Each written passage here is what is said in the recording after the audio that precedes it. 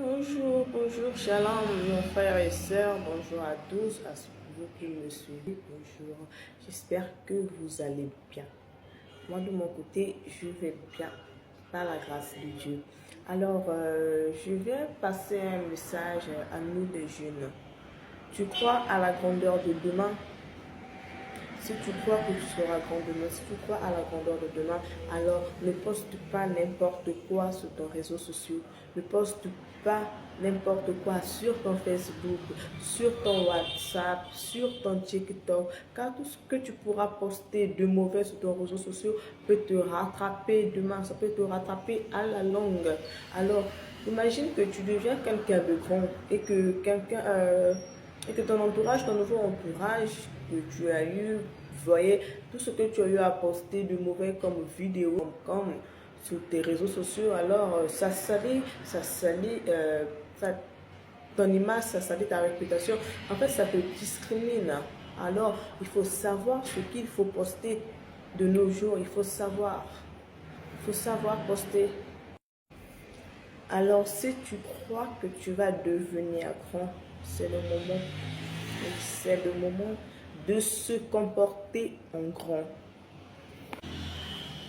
Et à nous les jeunes, nous qui nous disions que je suis encore jeune, je dois profiter de ma vie, je dois profiter, je dois faire l'ambiance, Oui, oui c'est vrai, tu as raison, tu es encore jeune, tu peux faire tout ce que tu veux, mais il y a un adage qui dit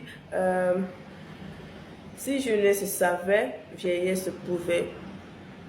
Tu sais ça? Alors oui, tu te dis que tu es jeune, que je pouvais faire telle chose aujourd'hui. Alors bon, je suis fatiguée, j'ai des choses à faire, je vais aller m'amuser, je vais le faire demain. Mais qui remet à demain trouve malheur en chemin. Ça encore, tu le sais, n'est-ce pas? Alors, il faut savoir faire les choses au jour le jour. Tu peux prendre ta vie en main si tu peux faire ce que tu as à faire aujourd'hui. Fais-le aujourd'hui car tu ne sais pas, on ne sait pas ce qui peut nous arriver demain. Alors fais ce que tu peux faire aujourd'hui et à demain, reste à demain. Toi tu es jeune mais tu es paresseux. Tu es jeune mais tu es négligent. Tu es jeune. Mais tu es jeune, tu es fatigué. Jeune, tu es fatigué. Tu es jeune, tu n'as pas d'ambition. Tu es jeune, tu n'as pas de zen. Tu es jeune, tu n'as pas d'objectif. Tu n'as pas de projet. Tu es jeune. Tu es jeune, tu n'es pas un conquérant. Tu es jeune, tu n'es pas un audacieux. Tu es jeune, tu n'es pas vraiment un homme qui peut se tenir debout pour faire des projets, pour dire que moi, je ferai ceci, je ferai cela, moi, je serai ci, je serai ça. Non, mais tu es jeune, tu te laisses distraire, en fait, tu te laisses distraire par les plaisirs de ce monde. Car tu te dis que oui, je suis encore jeune, je dois profiter de ma jeunesse alors que je profite. Mais le temps est en train de passer, le temps passe. Mon frère, ma soeur, le temps passe. Tu crois que tu as encore le temps? Non, tu n'as pas le temps. Tu n'as pas du tout le temps. David, il a terrassé Goliath à quel âge? À 17 ans. À l'âge de 17 ans. Alors, toi qui crois que tu as encore le temps de prendre ta vie en main, alors je peux dire que tu es en retard. Alors dis-moi, toi, quel géant as-tu terrassé à ton âge? Toi qui te dis que tu as encore le temps de faire tout ce qui te passe par la tête. Quel géant as-tu terrassé à ton âge? David, lui, il a terrassé Goliath à l'âge de 17 ans. Alors, il a pris sa vie en main, il a pris ses choses en main. Alors, toi aussi, lève-toi, réveille-toi, prends des choses en main. Ce n'est pas X ou Y qui viendra porter solution à tes problèmes. Non, non, non, c'est à toi de faire face à tes problèmes. C'est à toi à faire face à tes difficultés, à les défis de la vie. C'est à toi de te relever. C'est ça, en fait, les géants. C'est faire face au monde, c'est faire face à la vie. Quelle histoire que tu as déjà écrite? Qu'est-ce que tu as déjà accompli? Ce n'est pas du tout à 30 ans que tu vas réaliser certaines choses. Ce n'est pas à 40 ans, ce n'est pas à 50 ans. Non, non, non, c'est maintenant. À l'âge que tu as là, c'est à l'âge que tu as, toi jeune, à l'âge que tu as, c'est maintenant que tu dois prendre les choses en main. Car il n'y a pas d'âge pour prier. Il n'y a pas d'âge pour exceller. Il n'y a pas d'âge pour ça.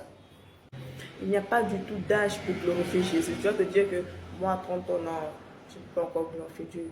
Ce sera peut-être à 35 ans, 40 ans. Non, il n'y a pas d'âge pour ça. Si Dieu a fait dans ta vie, reconnais-le et bénis-le, remercie-le. Il n'y a pas d'âge pour prier.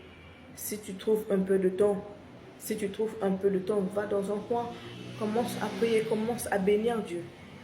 Pourquoi la jeunesse, nous ne voulons pas nous lever dans la prière? Pourquoi? Pourquoi nous ne voulons pas nous lever dans la prière?